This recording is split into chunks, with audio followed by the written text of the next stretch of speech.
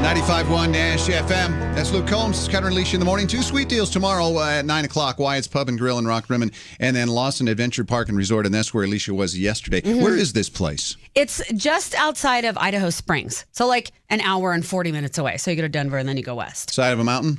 Yeah. Sleep in a yurt? I slept in a yurt, yeah. What is a yurt? Is it just like a canvas tent? It's a round tent. Okay. Yeah, but it's got like a frame, you know? I mean, it's not like poles. And then it's got like a skylight in the top.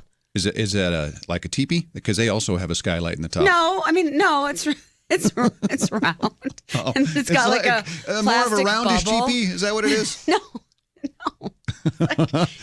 Was it comfortable? They have one. Yeah, it was great because it's got like a wood floor in it, and it's got like a little sink and stuff. And then the one that we slept in was the Grays one. It was at the top, and then it had like 2 sets of bunk beds in it, and it was awesome. It had lanterns. We played some cards once everything kind of settled down. But it's really nice. They have cabins up there. They've got a place where if you want to tent camp, they've got this whole camping area, and then they have showers and bathrooms and stuff. If you stay in a cabin, that's all kind of self-contained. You have like a little tiny house to sleep in. Mm-hmm. But the yurts, that was fun.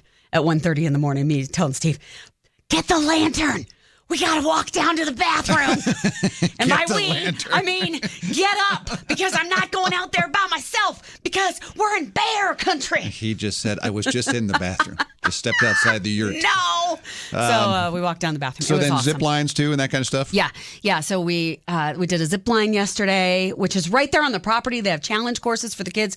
We climbed up a mountain. You can just climb the mountain. And then the Zorb, which I can't describe it other than it's a giant hamster ball, but it's also like being inside a bouncy castle with water.